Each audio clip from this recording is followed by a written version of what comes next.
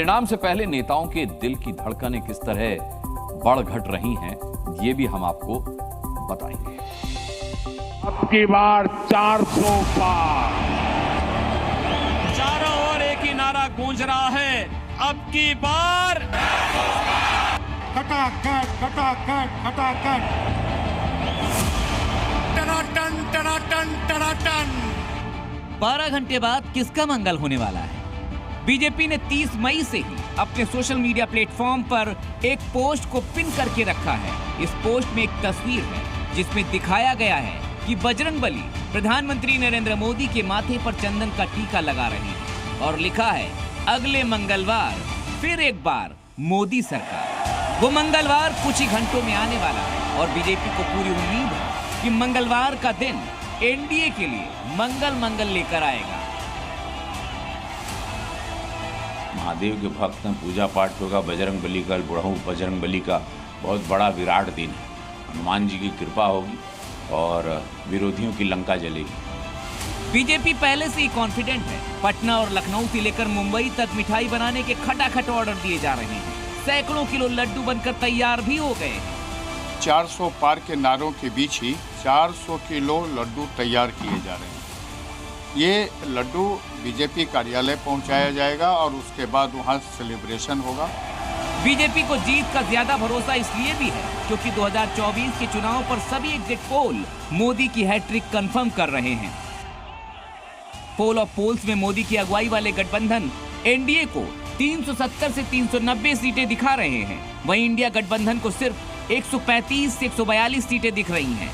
अन्य के खाते में भी 30 से 40 सीटें दिख रही हैं। कि जितना एग्जिट पोल बताया है उससे ज़्यादा बहुमत हमको आने जा रहा है। इसलिए घबराहट में इस तरह के सैड सॉन्ग बजाने का और अपना मुंह छुपाने का लोग बहाना ढूंढ रहे हैं। रिजल्ट से पहले क्या कर रहे हैं सियासी दिग्गज, अब आपको ये भी दिखाते हैं। प्रधानमंत्री नरेंद्र मोदी कन्याकुमारी से साधना खत्म करके दिल्ली वापस आ चुके हैं। पिछले 2 दिनों से वो अपने पीएम आवास में ही हैं। जेपी नड्डा, अमित शाह, विनोद तावड़े समेत बीजेपी के टॉप रणनीतिकारों ने भी दिल्ली में डेरा जमा रखा है। आज मतगणना को लेकर इनकी मीटिंग भी हुई। ये मीटिंग आज सुबह बीजेपी अध्यक्ष जेपी नड्डा के घर पर हुई। योगी आदित्यनाथ पिछले 2 दिनों से गोरखपुर में हैं। रविवार को गोरखपुर चिड़ियाघर जाकर उन्हें बाघ का हालचाल लेते हुए देखा गया था। सोनिया गांधी दिल्ली में आज डीएमके के एक कार्यक्रम में भाग लेने अपने घर से निकली थी और कुछ ही देर बाद अपने घर लौट गईं।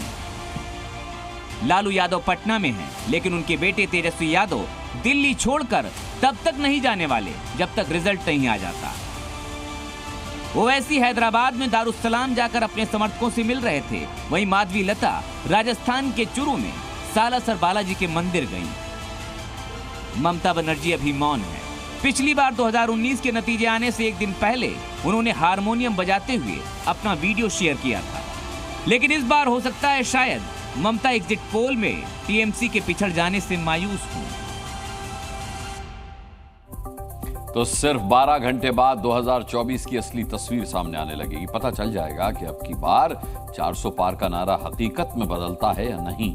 साल 2014 के लोकसभा चुनाव में बीजेपी को 282 सीट और एनडीए को 335 सीटें मिली थी। साल 2019 के चुनाव में बीजेपी 300 पार कर गई थी। बीजेपी ने 303 सीट और एनडीए ने 352 सीट जीतकर नया इतिहास रचा था। और इस बार पीएम मोदी ने बीजेपी के लिए 370 और एनडीए के लिए 400 पार का नारा दिया था। कुछ ही घंटों की बात है। 2024 की पूरी पिक्चर आप जी न्यूज पर सबसे पहले देखेंगे। तो कल सुबह 6 बजे से आप जी न्यूज के साथ जुड़ना मत भूलिएगा। अब आपको देश हित की अगली खबर मैं दिखाने जा रहा हूं। धड़कनें देखिए सबकी बड़ी हुई हैं, लेकिन बीजेपी के लिए थोड़ा सुकून इसलिए है क्योंकि सभी एग्जिट पोल्स तीसरी बार मोदी सरकार बना रहे हैं। अब आपको दिखाते हैं मुस्लिम समुदाय क्या कह रहा है, कैसे मोदी की जीत के लिए मुस्लिम महिलाएं दुआएं मांग रही हैं, नमाज पढ़ रही हैं। इस तस्वीर को देखते हुए आप ये भी याद रखिए कि पूरे चुनाव में विपक्ष ने प्रधानमंत्री नरेंद्र मोदी को मुस्लिम विरोधी साबित करने की हर संभव कोशिश की, लेकिन ग्राउंड से ऐसी तस्वीरें भी आ रही हैं जिसमें मुस्लिम महिलाएं पीएम मोदी के लिए नमाज पढ़ रही हैं, अभी से लड्डू बांट रही हैं। ये वीडियो प्रयागराज से आया है। अल्लाहु अकबर अल्लाह। प्रयागराज के एक कमरे में बुर्का पहनकर जुटी ये सभी महिलाएं नमाज अदा कर रही हैं। ये मुस्लिम महिलाएं प्रधानमंत्री नरेंद्र मोदी की जीत के लिए अल्लाह से दुआएं मांग रही हैं। मुस्लिम औरतों ने मिलकर नमाज पढ़ी, मोदी जी के लिए दुआ मांगी है कि मोदी जी तीसरी बार फिर से प्रधानमंत्री बने, और हम लोग चाहते हैं कि इस बार मोदी जी फिर से आएं और हम लोग की फिर से मदद करें। इनके हाथ में मोदी का कटआउट है। कई महिलाओं ने बीजेपी की भगवा टोपी भी पहन रखी है। इन्हें एग्जिट पोल जैसा परिणाम आने का भरोसा है, इसलिए एक दूसरे का मुंह मीठा कराने के लिए लड्डू भी मंगवा लिए हैं। आपस में ही नहीं, सांकेतिक तौर पर पीएम का मुंह भी मीठा कराया जा रहा है। आज हम लोगों ने सारी औरतें मुसलमान इकट्ठा होकर हम लोगों ने नमाज पढ़ी है, दुआएं मांगी है कि मोदी जी तीसरी मर्तबा प्रधानमंत्री बने, और आज हम लोगों ने मिठाई मोदी जी को भी खिलाया है। प्रयागराज से काशी तक प्रधानमंत्री नरेंद्र मोदी के रोड शो में भी मुस्लिम समुदाय ने बढ़ चढ़कर हिस्सा लिया था। मोदी की गाड़ी पर फूल बरसाते भी देखे गए थे, और अब पीएम की हैट्रिक के लिए नमाज अदा करती तस्वीरें भी आप देख रहे हैं। मुस्लिम महिलाओं को पीएम मोदी से ज्यादा उम्मीद है। इसकी सबसे बड़ी वजह यह है कि मोदी सरकार ने ट्रिपल तलाक के खिलाफ कानून लाकर मुस्लिम महिलाओं को मजबूत करने का काम किया। पीएम आवास, उज्ज्वला योजना, जन धन योजना, मुफ्त राशन योजना में मुस्लिम महिलाओं को भी जगह दी। पूरे चुनाव में विपक्ष प्रधानमंत्री नरेंद्र मोदी को मुस्लिम विरोधी बताता रहा, और इसकी बड़ी वजह यह थी कि पीएम मोदी ने मुस्लिम आरक्षण के खिलाफ आक्रामक प्रचार किया। पहले जब उनकी सरकार थी, उन्होंने कहा था कि देश की संपत्ति पर पहला अधिकार मुसलमानों का है। इसका मतलब ये संपत्ति इकट्ठी करके किसको बांटेंगे? जिनके ज्यादा बच्चे हैं उनको बांटेंगे। घुसपैठियों को बांटेंगे। इन बयानों पर पीएम की सफाई ये थी कि वो सिर्फ विपक्ष की तुष्टीकरण नीति के खिलाफ है, मुसलमानों के खिलाफ नहीं। जहां तक मुस्लिम वोट का सवाल है, तो साल 2009 के लोकसभा चुनाव में बीजेपी को सिर्फ 4% वोट मिले थे। वहीं 2014 और 2019 में 8% मुस्लिमों ने बीजेपी को वोट दिया। इस बार अगर मुस्लिम वोट बीजेपी की तरफ 2% भी ज्यादा गए तो परिणाम पहले से बेहतर हो सकता है। प्रयागराज से मोहम्मद गुफरान के साथ ब्यूरो रिपोर्ट, जी मीडिया। 7 चरणों का चुनाव, हार जीत का अनुमान, हर पार्टी का अपना अपना दावा, अपना अपना दबाव। फाइनल नतीजे आने का काउंटडाउन शुरू हो चुका है, लेकिन एनडीए और इंडिया गठबंधन दोनों ही एक दूसरे पर दबाव बनाने के लिए कई तरह के माइंड गेम का सहारा ले रहे हैं। दोनों ही ओर से एक दूसरे पर मनोवैज्ञानिक दबाव बनाए जाने का आरोप लगा रहे हैं। सच क्या है, ये रिपोर्ट बताएगी आपको।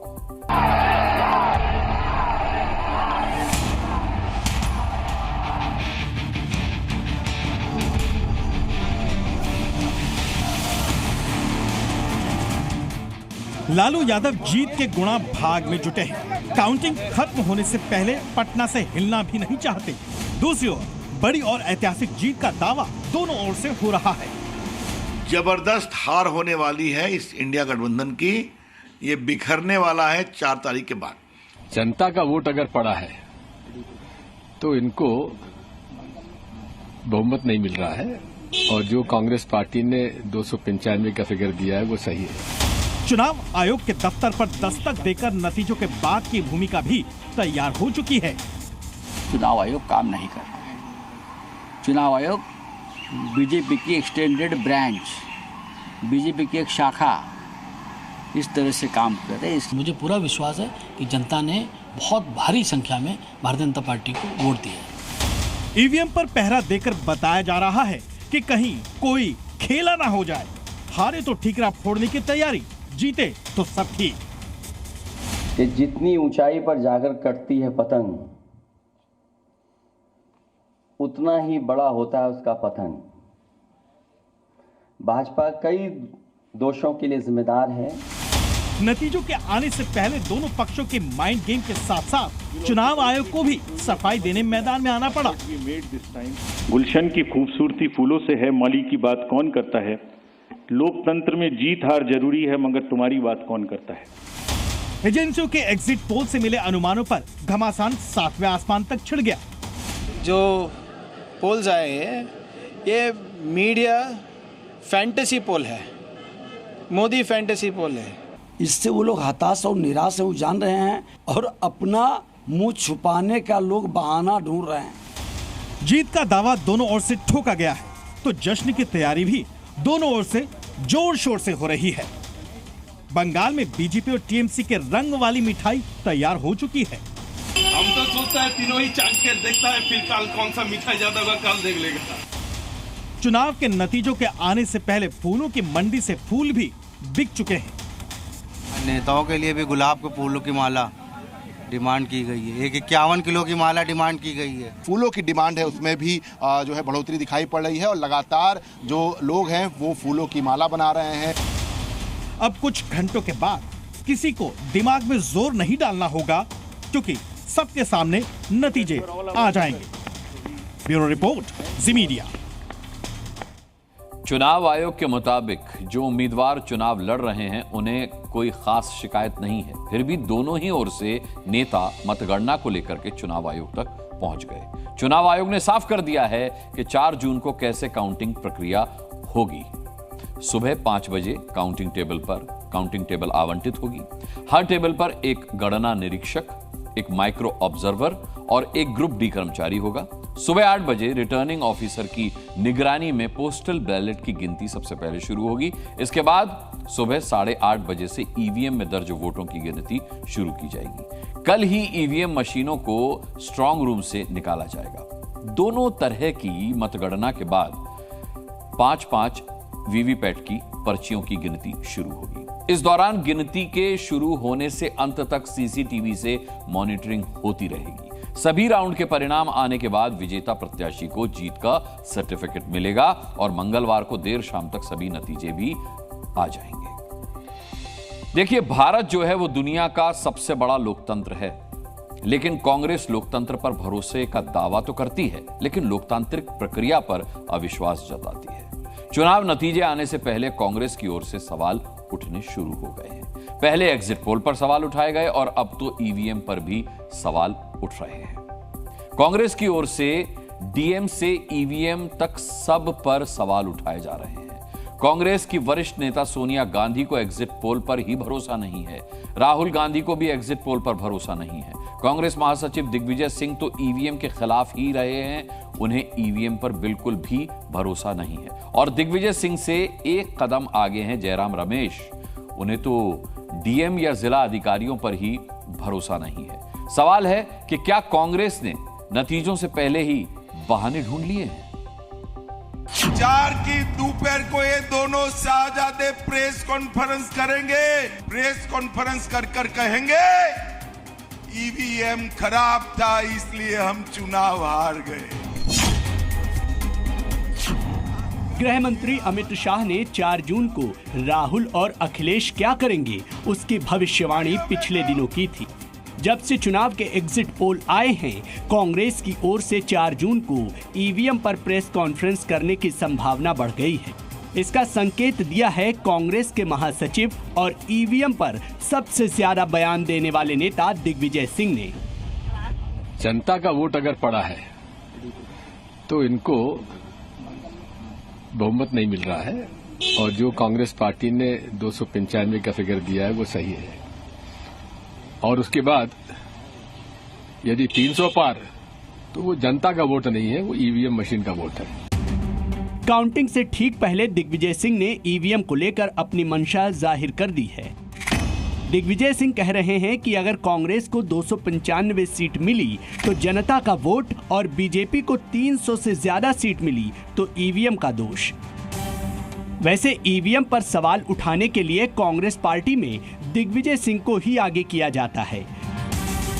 लोकसभा चुनाव को लेकर देश में जितने भी एग्जिट पोल किए गए उनमें किसी में भी इंडिया गठबंधन की सरकार बनती नहीं दिखाई दे रही। इसलिए राहुल गांधी के बाद अब सोनिया गांधी को भी एग्जिट पोल पर यकीन नहीं हो रहा। सोनिया गांधी ने कहा है कि हमें पूरी उम्मीद है कि चुनाव नतीजे एग्जिट पोल के बिल्कुल उलट होंगे। एक दिन पहले कांग्रेस महासचिव जयराम रमेश ने तो अविश्वास की लिस्ट में 150 जिला अधिकारियों को भी शामिल कर लिया। उन्होंने सोशल मीडिया प्लेटफॉर्म एक्स पर पोस्ट लिखा, निवर्तमान गृह मंत्री जिला अधिकारियों कलेक्टरों को फोन कर रहे हैं। अब तक उन्होंने इनमें से 150 से बात की है। ये खुलेआम और बेशर्म तरीके से धमकी देना है, जो दिखाता है कि बीजेपी कितनी हताश है। इस आरोप को चुनाव आयोग ने खारिज किया है।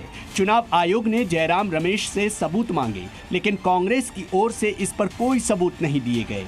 आयोग ने आरोपों को कांग्रेस का शक करार दिया है। आजकल इल्जामातों का दौर बुलंद है, तलखियों का बाजार गर्म है। पंच को पहले ही घेर लो, मंजूर है इल्जाम लगाओ हम पर, शर्त इतनी कि साथ में सबूत भी हो। जयराम रमेश ने चुनाव आयोग से सबूत मांगने के लिए 1 हफ्ते का समय मांगा था, लेकिन चुनाव आयोग ने चिट्ठी लिखकर उन्हें शाम 7 बजे तक जवाब देने को कहा था। राजनीति है तो आरोप प्रत्यारोप तो होंगे ही। अब कांग्रेस के साथ साथ पूरे देश की धड़कनें बढ़ी हैं, क्योंकि जब ईवीएम अनलॉक होगी तो कांग्रेस की किस्मत भी तय होगी। ब्यूरो रिपोर्ट, जी मीडिया। हारने वालों ने ईवीएम की इज्जत पर पहली बार डाका नहीं डाला है। 2014-2019 में भी ईवीएम को दोष देकर उसकी इज्जत खराब करने की कोशिश की गई है। बहरहाल इस बार का चुनाव भले ही 76 दिनों तक चला, लेकिन इस दौरान भारत ने वोटिंग के कई विश्व रिकॉर्ड भी बनाए हैं। आपको बता दूं, इस बार देश में 64 करोड़ 20 लाख वोट पड़े, जो कि G7 देशों के वोटर्स का 1.5 गुना है। भारत में वोट डालने वालों की संख्या यूरोपियन यूनियन के 27 देशों के वोटर्स का 2.5 गुना है।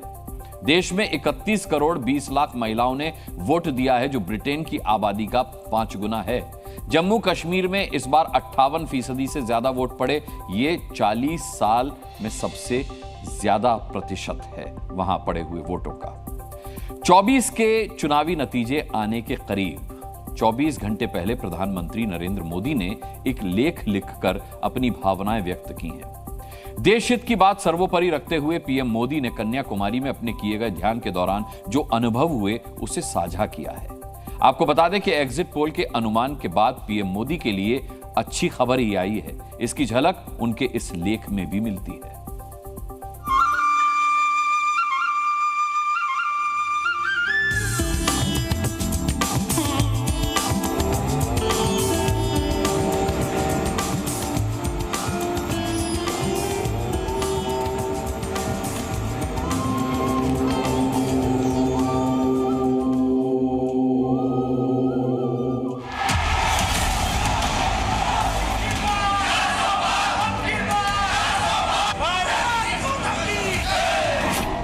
जून को देश एक नई उड़ान के लिए पंख फैलाएगा। असीम ऊर्जा महसूस कर रहा हूं। साधना के वक्त आंखें नम हो गई हैं। हमें नए सपने देखने हैं। 24 के चुनाव के नतीजे आने से पहले पीएम मोदी शांत चित हैं। उन्होंने कन्याकुमारी से लौटते वक्त ध्यान के अनुभवों को एक लेख के जरिए सार्वजनिक किया है। उन्होंने लिखा है, मैं एक असीम ऊर्जा का प्रवाह स्वयं में महसूस कर रहा हूं। वाकई 24 के इस चुनाव में कितने ही सुखद संयोग बने हैं। अमृत काल के इस प्रथम लोकसभा चुनाव में मैंने प्रचार अभियान 1857 के प्रथम स्वतंत्रता संग्राम की प्रेरणा स्थली मेरठ से शुरू किया। मां भारती की परिक्रमा करते हुए इस चुनाव की मेरी आखिरी सभा पंजाब के होशियारपुर में हुई। इस दौरान उन्होंने बताया कि कैसे चुनाव का कोलाहल उनके मन मस्तिष्क में गूंज रहा था। रैलियों और रोड शो में देखे अनगिनत चेहरे उनकी आंखों के सामने आ रहे थे।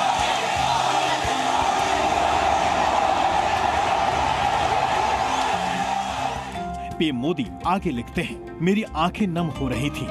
मैं शून्यता में जा रहा था, साधना में प्रवेश कर रहा था।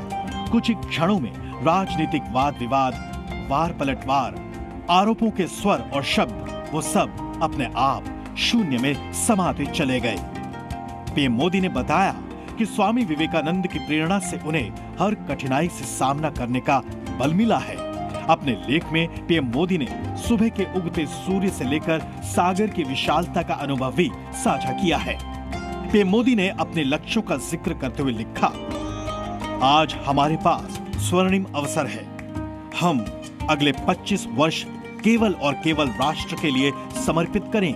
हमारे ये प्रयास आने वाली पीढ़ियों और आने वाली शताब्दियों के लिए नए भारत की सुदृढ़ नींव बनकर अमर रहेंगे।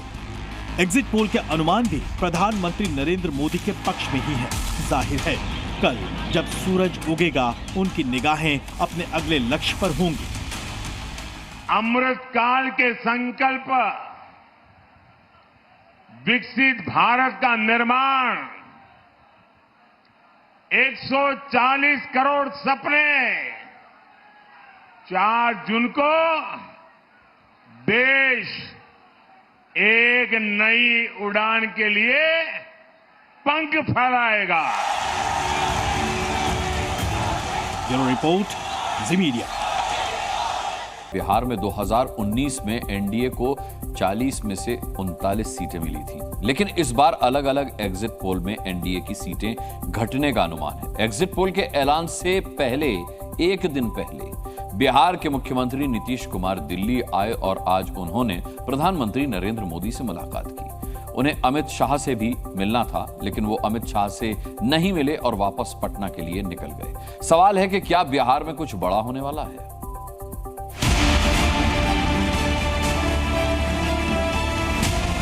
क्या बिहार में कुछ बड़ा होने वाला है? नीतीश कुमार के मन में क्या चल रहा है? दिल्ली में ना तो मुख्यमंत्रियों का कोई सम्मेलन है, ना ही जेडीयू की कोई बड़ी बैठक थी, फिर भी नीतीश कुमार अचानक दिल्ली क्यों आ गए? यही सवाल दिल्ली से लेकर पटना तक सभी को हैरान कर रहा है। चुनाव नतीजों से ठीक एक दिन पहले नीतीश कुमार और प्रधानमंत्री मोदी की हुई मुलाकात क्या भविष्य में किसी बड़े बदलाव का संकेत दे रही है? नीतीश कुमार ने दिन में पीएम मोदी से उनके आवास पर जाकर मुलाकात की। वहीं नीतीश कुमार का गृह मंत्री अमित शाह से भी मिलने का कार्यक्रम था, लेकिन वो अमित शाह से नहीं मिले, बल्कि सिर्फ फोन पर बात की। पीएम मोदी से नीतीश कुमार ने क्या कहा और अमित शाह से फोन पर उनकी क्या बात हुई, इस पर न तो बीजेपी की ओर से कुछ कहा गया और न ही जेडीयू ने ही कुछ बताया। लेकिन कई थ्योरी अभी से हवा में तैरने लगी हैं। एक थ्योरी यह है कि लोकसभा का चुनाव नतीजा आने के बाद नीतीश कुमार बिहार का मुख्यमंत्री पद छोड़ेंगे। थ्योरी नंबर 2 ये है कि अगर नरेंद्र मोदी फिर पीएम बनते हैं तो नीतीश कुमार उनकी कैबिनेट का हिस्सा बनाए जाएंगे। एक कयास ये भी लगाया जा रहा है कि क्या बिहार में अब बीजेपी का मुख्यमंत्री बनाया जाएगा। सवाल है कि क्या नीतीश कुमार बिहार की राजनीति से निकलकर दिल्ली आएंगे? केंद्रीय मंत्री से बेहतर एक राज्य का मुख्यमंत्री होता है जिसके पास सब कुछ पावर होता है। ऐसे में जो नतीजे आएंगे उस पर डिपेंड करेगा। अगर जदयू की सीटें कम होती है तो उसमें मुख्यमंत्री नीतीश कुमार का जो दावा रहेगा वो कमजोर होगा। बिहार में लोकसभा की 40 सीटें हैं। 2019 के चुनाव में एनडीए को 40 में से 39 सीटें मिली थी। इनमें से बीजेपी के पास 17 सीट और जेडीयू के पास 16 सीटें थी। वहीं जी न्यूज के एआई एग्जिट पोल के मुताबिक इस बार बीजेपी के 15 से 25 सीटें जीतने का अनुमान है, मतलब 2019 के मुकाबले एक सीट कम। बिहार में अगले साल विधानसभा चुनाव होने वाले हैं। उसके लिए बीजेपी और जेडीयू अभी से तैयारी में लग गई हैं ताकि आरजेडी से मुकाबला कर सके। एक दिन पहले जब नीतीश कुमार दिल्ली एयरपोर्ट पर उतरे थे तब पत्रकारों ने उनसे एग्जिट पोल को लेकर कई सवाल पूछे थे, लेकिन नीतीश कुमार मुस्कुराते हुए अपनी गाड़ी में बैठकर बाहर निकल गए। नीतीश कुमार के दिल्ली आने का मकसद क्या था, इसका खुलासा अब नतीजे आने के बाद ही हो सकेगा। ब्यूरो रिपोर्ट, जी मीडिया। राजनीति में एक कहावत मशहूर है कि दिल्ली का रास्ता यूपी से होकर जाता है, मतलब सरकार उसी की बनेगी जिसने यूपी जीत लिया। इस बार भी यूपी पर देश भर की निगाहें हैं। 80 में से किसे कितनी सीटें मिलेंगी इसका फैसला तो कल होगा, लेकिन इस बार यूपी में दिग्गजों की सीटों पर कम वोटिंग भी चिंता की वजह बन गई है। भले ही पूरे देश में वोटों का प्रतिशत 60% के पार पहुंच जाए, लेकिन यूपी में बड़े चेहरों की सीट पर 60% से भी कम वोटिंग हुई है।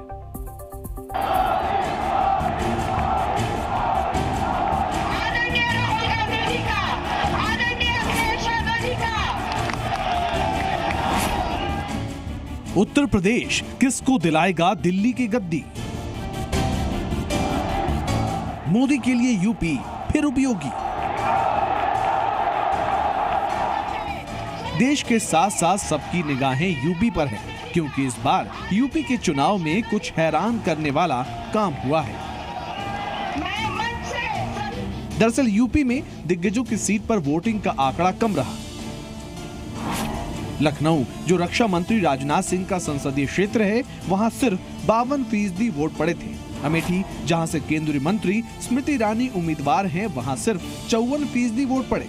वाराणसी, प्रधानमंत्री नरेंद्र मोदी का संसदीय क्षेत्र, वहां सिर्फ 56% वोटर वोट देने के लिए आए। केंद्रीय मंत्री अनुप्रिया पटेल की सीट मिर्जापुर में भी करीब 58% ही वोट पड़े। राहुल गांधी की सीट रायबरेली में भी 58% वोट पड़े थे। इन सीटों पर वोटिंग का आंकड़ा 60% से भी कम रहा। मतलब 40% वोटर वोट देने के लिए ही नहीं पहुंचे। कम वोटिंग का असर सीटों पर होगा, ये कहना मुश्किल है। यूपी में मोदी योगी का मैजिक जीत की हैट्रिक लगाएगा या फिर दो लड़कों की जोड़ी बीजेपी का रथ रोक देगी, इसकी तस्वीर अगले कुछ घंटों में साफ होगी। लेकिन नतीजों से पहले पोल ऑफ पोल्स पर नजर डालें तो यूपी अपने पिछले 2 लोकसभा चुनाव नतीजों को दोहराता दिख रहा है। उत्तर प्रदेश देश में प्रचंड बहुमत के साथ एनडीए सरकार की वापसी का आधार बन रहा है। जी न्यूज के एआई एग्जिट पोल के मुताबिक यूपी में एनडीए को 52 से 58 सीट, इंडिया गठबंधन को 22 से 26 सीट और अन्य को 0 से 1 सीट मिल सकती है। हालांकि समाजवादी पार्टी के अध्यक्ष अखिलेश यादव एग्जिट पोल के अनुमान को मानने को तैयार नहीं है और यूपी में इंडिया गठबंधन के प्रदर्शन के जरिए दिल्ली के तख्त पर दावा ठोक रहे हैं। हमारा एग्जिट पोल ये कहता है कि सबसे ज्यादा सीटें इंडिया गठबंधन उत्तर प्रदेश में जीतेगा। मैंने अपना इंटरनल भी सर्वे कराया है और वो भी बहुत बढ़ चढ़ कर बता रहा है। मैं कहना चाहता हूँ इंडिया की जीत देश और देश की जनता की जीत साबित होगी। लोकसभा चुनाव के फाइनल रिजल्ट आने में अब बस चंद घंटे का समय बचा है, लेकिन एग्जिट पोल के नतीजे देखकर ही चीन ने यू टर्न लेना शुरू कर दिया है। चीन का सरकारी मीडिया संस्थान ग्लोबल टाइम्स फाइनल नतीजों से पहले ही प्रधानमंत्री मोदी के गुनगाने लगा है। ग्लोबल टाइम्स में छपे एक लेख में एग्जिट पोल का हवाला देते हुए लिखा गया है कि नरेंद्र मोदी के तीसरी बार चुनाव जीतने की पूरी संभावना है। इसके अलावा ग्लोबल टाइम्स ने लिखा है कि भारत और चीन के बीच दोस्ती की संभावनाएं बहुत प्रबल हो गई हैं। भारत की विदेश नीति और मजबूत होने की बात भी ग्लोबल टाइम्स ने की है। भारत के वैश्विक प्रभाव में इजाफा होने की उम्मीद भी उसने जताई है। मोदी के प्रधानमंत्री रहते हुए दोनों देशों के बीच टकराव से ग्लोबल टाइम्स ने इनकार किया है। चीन का नतीजों से पहले प्रधानमंत्री मोदी का गुणगान करना क्या जिनपिंग के अचानक यू टर्न का नतीजा है? लेकिन ऐसा क्यों और इससे हासिल क्या होगा? हमारी इस रिपोर्ट में देखिए। भारत में आम चुनाव के एग्जिट पोल का डेटा देखकर ही चीन का मन बदल रहा है और शी जिनपिंग अभी से यू टर्न लेने लगे हैं और चीन प्रधानमंत्री मोदी के गुणगान कर रहा है। चीन के सरकारी अखबार ग्लोबल टाइम्स ने भारत और प्रधानमंत्री मोदी की तारीफ में कसीदे पढ़े हैं। तो क्या इसे भारत के प्रति चीन का हृदय परिवर्तन माना जा सकता है? इससे पहले भी ग्लोबल टाइम्स ने अपने एक लेख में दावा किया था कि एनडीए 400 सीटों के आसपास जीत सकती है, जबकि मौजूदा समय में लद्दाख से लेकर सिक्किम और डोकलाम तक दोनों देशों के बीच तनाव बना हुआ है। हाल के दिनों में चीन ने तिब्बत में अपने सबसे आधुनिक J-20 लड़ाकू विमान भी तैनात किए हैं, लेकिन भारत में मजबूत सरकार बनते देख चीन अब रास्ते पर आने लगा है। जानकारों का मानना है कि प्रधानमंत्री मोदी जीत की हैट्रिक लगाते हैं तो इससे भारत का वैश्विक प्रभाव बढ़ेगा, इसलिए चीन कई मुद्दों पर पीछे हट सकता है। भारत के खिलाफ चीन के रुख में नरमी आएगी। चीन से कुछ सीमा विवाद सुलझ भी सकते हैं। दोनों देशों के बीच व्यापार में बढ़ोतरी हो सकती है। दोनों देशों में तनाव कम हो सकता है, रिश्ते सुधर सकते हैं। ग्लोबल टाइम्स को चीन में कम्युनिस्ट पार्टी का मुखपत्र माना जाता है। कम्युनिस्ट पार्टी के रणनीतिकार जो बात सार्वजनिक रूप से नहीं कह पाते, उसे ग्लोबल टाइम्स के जरिए कहते हैं। इसलिए ग्लोबल टाइम्स के जरिए चीन ने कई बातें कही हैं। इनमें भारत के साथ मतभेदों को सुलझाना भी एक है। चीन यू टर्न इसलिए लेता दिख रहा है क्योंकि उसे भारत में एक बार फिर दमदार सरकार बनती दिखाई दे रही है। दमदार सरकार जो दुश्मन के छक्के छुड़ा दे, दमदार सरकार जो दुश्मन को घर में घुसकर मारे। वैसे तो चीन भरोसे लायक नहीं है, लेकिन जिस तरह से मोदी सरकार ने अब तक कड़े फैसले लिए हैं, उसे देखते हुए चीन पीएम मोदी के तीसरे टर्म में दोस्ती का हाथ आगे बढ़ाने लगा है। ब्यूरो रिपोर्ट, जी मीडिया। लोकसभा चुनाव के नतीजों से पहले आए एग्जिट पोल से चीन के तेवर ही नरम नहीं पड़े हैं, बल्कि पाकिस्तान में भी मोदी मोदी गूंजने लगा है। पाकिस्तान अवाम और वहां का बुद्धिजीवी वर्ग प्रधानमंत्री मोदी की दूरदर्शी विजन की तारीफ में कसीदे पढ़ रहा है। हमारी ये रिपोर्ट देखिए। कल आने वाले चुनावी नतीजों का इंतजार देश ही नहीं दुनिया भर के लोगों को है। खासतौर पर पाकिस्तान के लोग नजरें जमाए बैठे हुए हैं। पाकिस्तान के लोग तो एग्जिट पोल के अनुमान से ही मोदीमय हो गए हैं। ये लोग पीएम मोदी के विजन की तारीफ करते नहीं थक रहे। एक तरफ पाकिस्तान है जहां चुनाव में धांधली, हिंसा और बवाल की खबरें आती हैं, दूसरी तरफ हिंदुस्तान है जहां छिटपुट घटनाओं को छोड़ दें तो शांतिपूर्ण चुनाव हुए। लिहाजा इस पड़ोसी देश के लोग मोदी जी के फैन हो गए।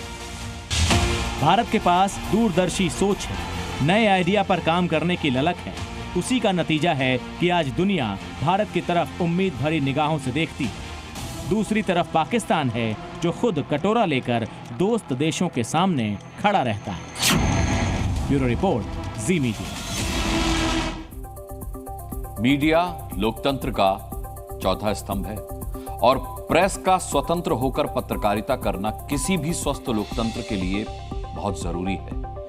इसी विषय पर आज पूर्व राज्यसभा सांसद डॉक्टर सुभाष चंद्रा की अध्यक्षता में मीडिया मीट प्रेस कॉन्फ्रेंस आयोजित की गई। डॉक्टर सुभाष चंद्रा ने देश को यह गारंटी दी कि जी मीडिया निष्पक्षता के साथ पत्रकारिता धर्म निभाता रहेगा। उन्होंने प्रेस की आजादी, मीडिया की जिम्मेदारी और पंजाब में सरकार की ओर से जी न्यूज को ब्लैकआउट करने पर खुलकर अपनी बात रखी। डॉक्टर चंद्रा ने सभी मीडिया हाउस और पत्रकारों से एकजुट और निष्पक्ष होकर काम करने की अपील भी की। बिना किसी दबाव के किस तरह स्वतंत्र पत्रकारिता की जाए, जनहित के मुद्दों को देश दुनिया तक पहुंचाया जाए, इसी पर मीडिया मीट प्रेस कॉन्फ्रेंस कार्यक्रम में मंथन किया गया, जिसमें पूर्व राज्यसभा सांसद डॉक्टर सुभाष चंद्रा ने बीते दिनों मीडिया स्वतंत्रता को लेकर हुए घटनाक्रम का जिक्र किया। As Zee News, we are here to stand and fight for the freedom of press, freedom of media, despite the events which happened in last couple of weeks.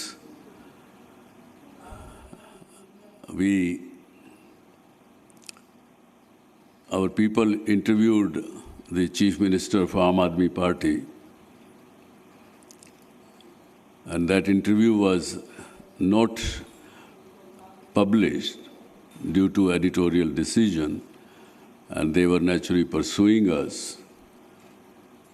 that we must publish it.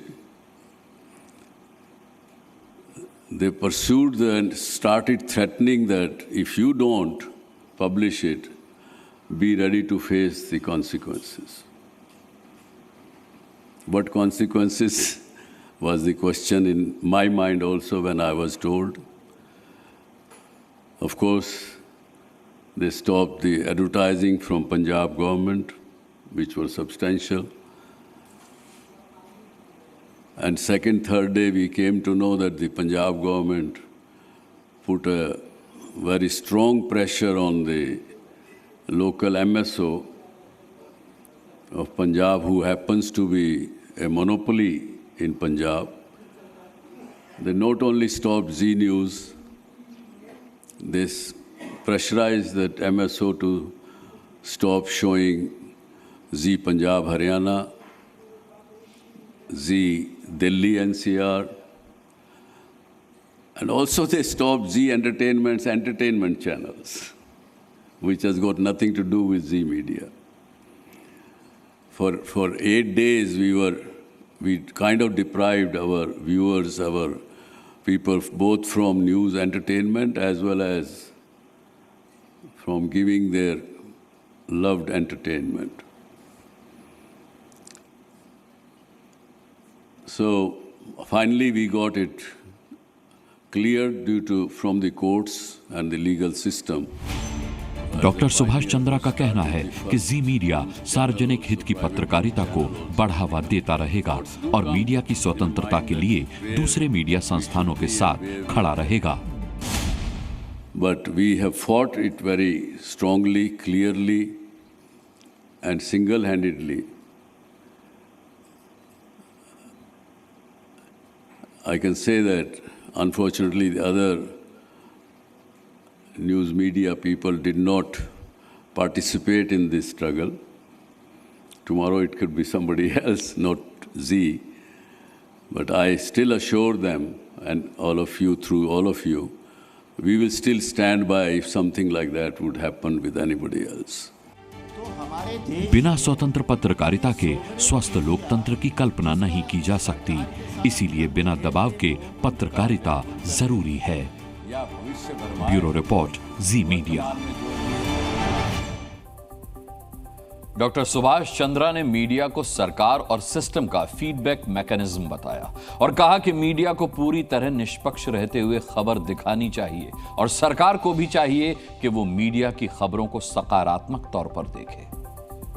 Its media is, as I said, that it's a feedback mechanism for the government. What is happening around in the country, any government, any system cannot, despite all the intelligence at their beck and call, still look for, from you guys or all of us, for the feedback. And if the feedback is suppressed, then it's more loss for the governors rather than the governed, is my belief. It's a information channel for that purpose, which the governors should use and take information for their own purposes. And then we are objective in today's social media world, when importance of the platforms is diminishing because whether it is government or a business house or anyone can use directly, give their messages directly to the customer, consumers, public at large, because of the social media and artificial intelligence and everything which is going on. But still, importance of the platforms like yours is very much there, because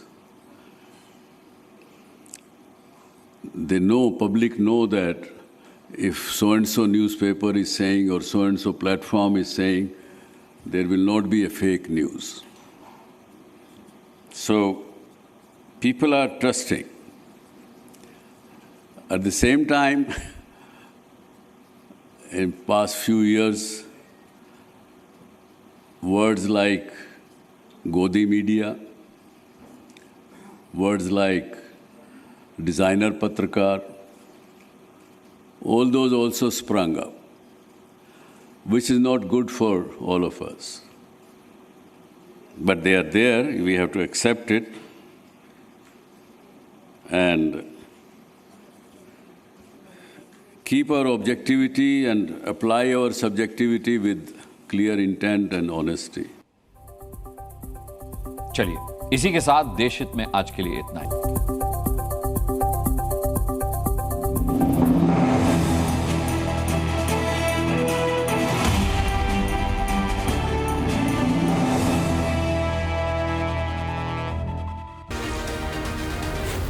Z News.